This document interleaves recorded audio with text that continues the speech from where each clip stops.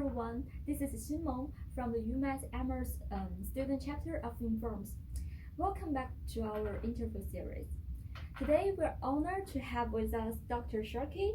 So Dr. Sharkey is an associate professor in industrial and system engineer at RPI.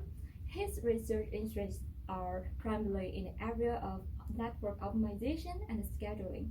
So welcome, Dr. Sharkey. Thanks for being here, and we're gonna ask you some interesting questions later. Okay. Yeah. Okay. Yeah. So prior to this interview, you gave us a wonderful and fascinating talk on emergency response in the Arctic. So what motivated you to study Arctic-related emergency response problem?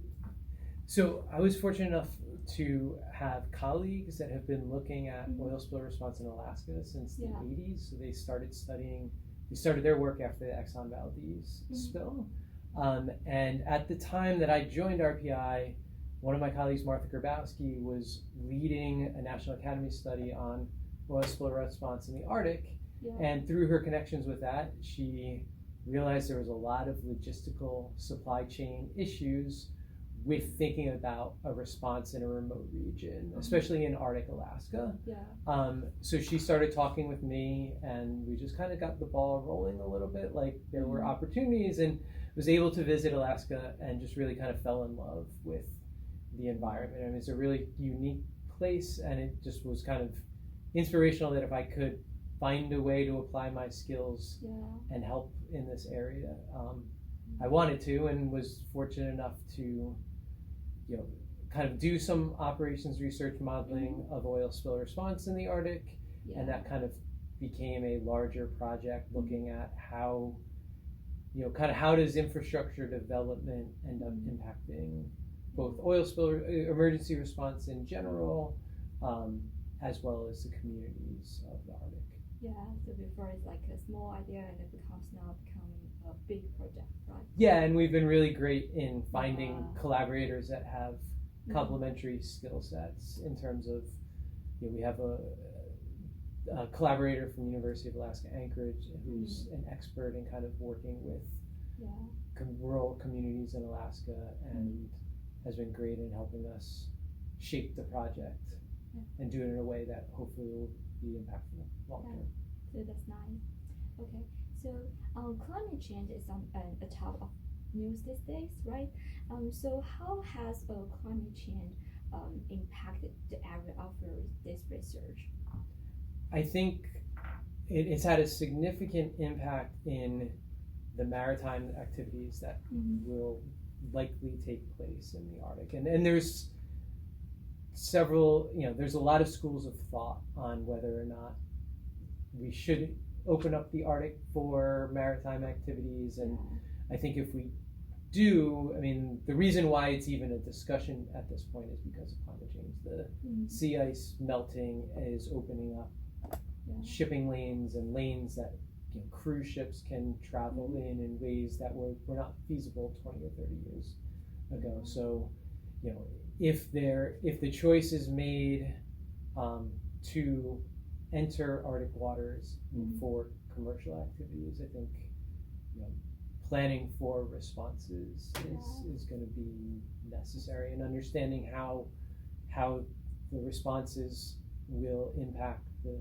communities and the people of the Arctic are necessary. Yeah, thank you.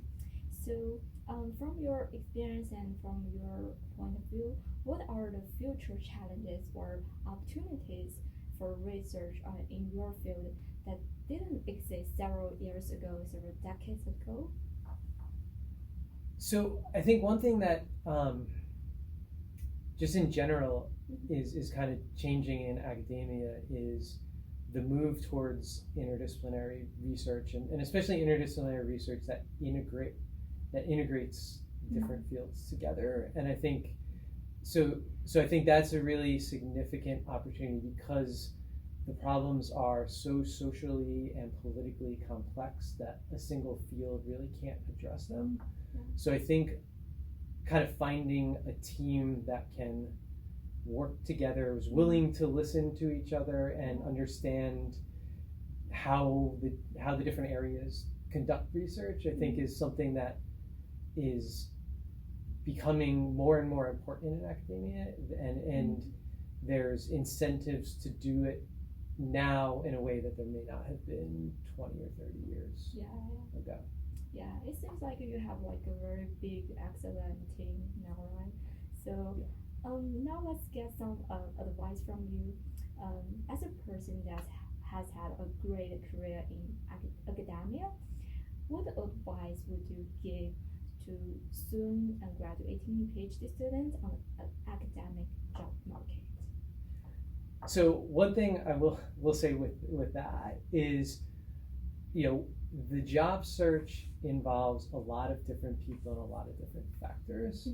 So, try and get as much advice as possible. So I will give you what I enjoy about faculty candidates, with the caveat that the way I evaluate is different than my colleagues or colleagues at UMass. So what I like to see in terms of job applicants is I like to understand why they're motivated to do the research they're doing. And I think that's sometimes tough to pull out in kind of your normal research statement, like I've done this paper I've done, this paper I've done. I'd like to know, so if you're working on an area that you're passionate about, I personally like to see that connection early on. So whether it be in your job talk, like tracing kind of the history of how you became interested in an area.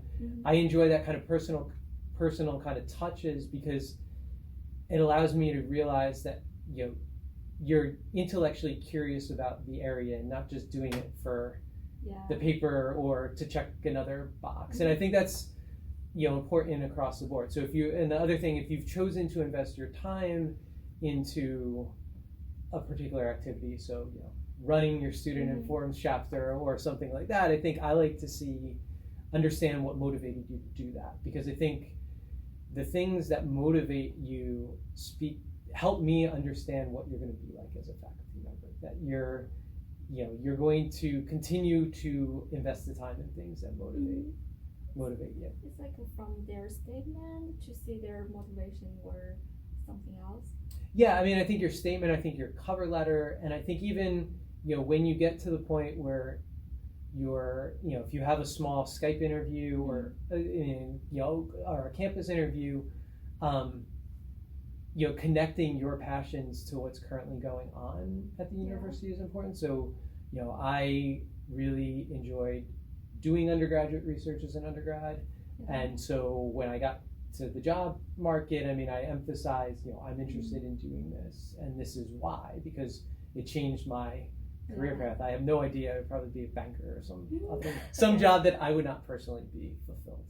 Yeah, I can tell, because I also watch your video like online. Like you have like uploaded a lot of online videos to teach others, like, right? Yeah. That's a good one. Yeah. Okay, so thanks for your helpful advice. So let's get to the last question. So you are a successful academic and busy with doing research, getting grants, teaching, and you also mentioned you're volunteering a lot of time for the ISE community, right? And many other things. So how do you balance your work and your life, and also how important is that to you?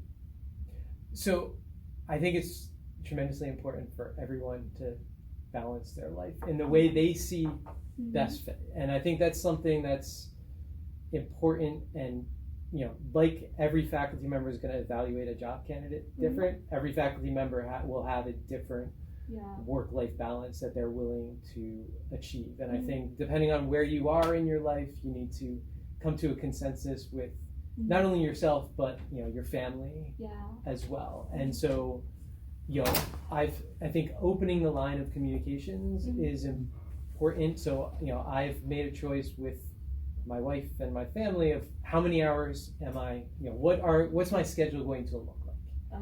And I think once you understand how much time you're willing to put into your career versus your life, I think sticking to that as best as possible is really important. And I think when you think of life as well, I mean, I think sometimes you want to make sure you're also prioritizing your own, health and interests as well. So I mean, as you go through life, things expand. You kind of get sucked into more and more commitments, but making sure that you're doing things that you enjoy, both in your personal life and your academic life, is important. Okay. Yeah. So I mean, the other thing, there are things academically that are not perfectly fun to do with. So I think like from a scheduling of your day, if you can make sure that you're scheduling in things you enjoy about the academic life. So I mean, if you really enjoy writing research papers, make sure you're doing that 30 minutes a day, and because then you can kind of work yourself. You can get through kind of the things that you don't enjoy if you know you have kind of the the fun thing at the end. So thanks for your helpful advice, and and also thanks for being here. Okay. And it was our pleasure to hosting your talk. We really enjoy it. Okay. Well, thank you for having me. It was great. Yeah, thank you, and thanks for watching.